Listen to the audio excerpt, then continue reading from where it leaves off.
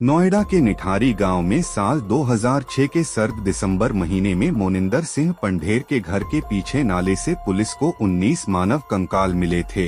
ये कंकाल बच्चों और महिलाओं के थे। इस घटना के बाद मोनिंदर सिंह पंढेर और सुरेंद्र कोली को गिरफ्तार कर लिया था। नई दिल्ली नोएडा के निठारी गांव में साल 2006 में हुई एक वारदात ने पूरे देश को हिलाकर रख दिया था। मोनिंदर सिंह पंढेर और सुरेंद्र कोली की वजह से नोएडा का छोटा सा गांव निठारी देश भर में पहचाना जाने लगा। वारदात के 18 साल बाद भी निठारी गांव का नाम सुनते ही लोग डर से सहम जाते हैं। निठारी कांड का नाम आते ही लोग इस वाक़ये को फिर से याद करने लगते हैं। जब न्यूज चैनलों और न्यूज़पेपर्स में निठारी कांड हेडलाइन में छाया रहता था, आज इस कांड की चर्चा फिर से हो रही है। और आखिर साल 2006 में निठारी में ऐसा क्या हुआ था जो आज भी लोगों के ज़हन से बाहर निकल नहीं पा रहा है? क्या है निठारी कांड? नोएडा के सेक्टर 31 की कोठी नंबर D5 में रहने वाले मोनिंदर सिंह पंढेर पर 2005 से लेकर 2006 तक बच्चों की हत्या का आरोप था। इस मामले का खुलासा पायल नाम की लड़की की हत्या की जांच से हुआ था। पहले 31 बच्चों की हत्या के आरोप पंढेर और उसके नौकर कोली पर लगे थे, लेकिन जांच में 19 लोगों की हत्या, यौन शोषण और सबूत मिटाने की बात सामने आई थी। इनमें 10 लड़कियां शामिल थीं, लेकिन इनमें से कुछ के DNA सैंपल मैच नहीं हुए और कुछ मामलों में आरोपी बरी हो गए। मोनिंदर सिंह पंढेर के घर के पीछे नाले से पुलिस को 19 नरकंकाल मिले थे। ये कंकाल बच्चों और महिलाओं के थे। इस घटना के बाद मोनिंदर सिंह पंढेर और सुरेंद्र कोली को गिरफ्तार कर लिया था।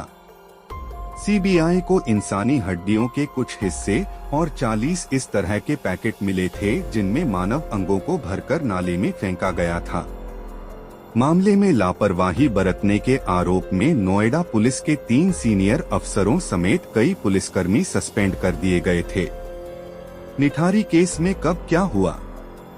निठारी कांड के आरोपी मोनिंदर सिंह पंढेर और सुरेंद्र कोली को आज यानी कि 16 अक्टूबर 2023 को इलाहाबाद हाई कोर्ट ने बरी करने का आदेश दे दिया है।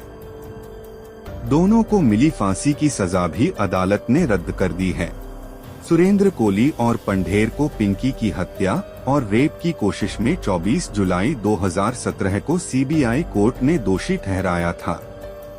दोनों के खिलाफ हत्या के 16 में से 8वें मामले में कोर्ट ने यह फैसला सुनाया था।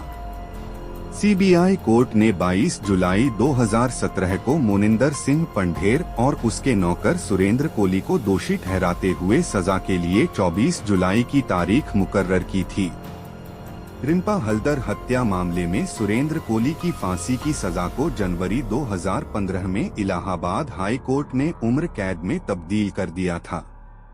आरोपी सुरेंद्र कोली की फांसी पर पुनर्विचार याचिका अक्टूबर 2014 में सुप्रीम कोर्ट से खारिज कर दी गई थी। रिंपा की हत्या मामले में उसे मौत की सजा सुनाई गई थी। हालांकि अदालत ने सुरेंद्र कोली की फांसी की सजा पर अक्टूबर 29 तक के लिए रोक लगा दी थी।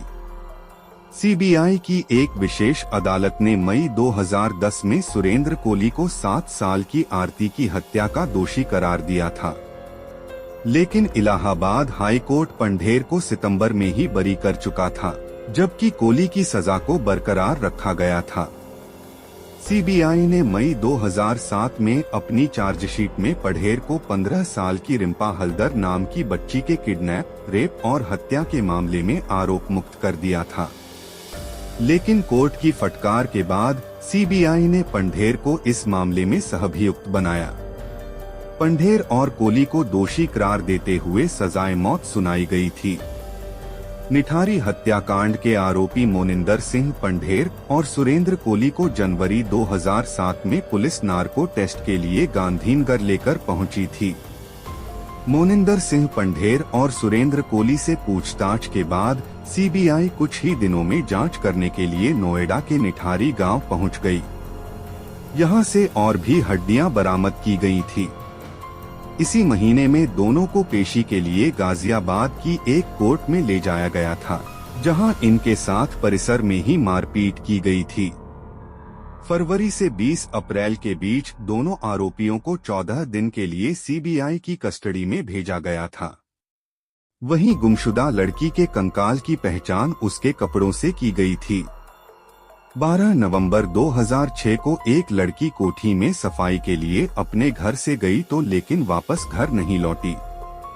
परिवार के खूब तलाशने के बाद भी जब उसका कुछ पता नहीं चला तो मामले की शिकायत वह पुलिस थाने में करने पहुंचे, लेकिन पुलिस ने उनकी रिपोर्ट ही दर्ज नहीं की। वहीं मोनिंदर सिंह पंढेर के घर के पीछे बने नाले में नई कंकाल पाए गए थे।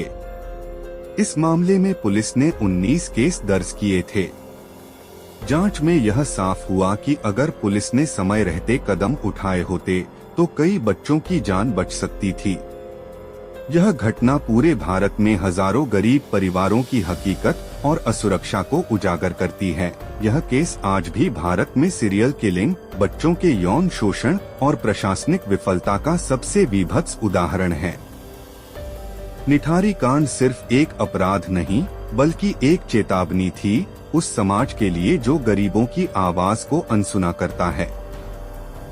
यह केस याद दिलाता है कि एक राक्षस इंसान के भेष में किस हद तक जा सकता है और अगर सिस्टम समय रहते नहीं चेता तो कई मासूम जिंदगियां यूं ही मिटती रहेंगी।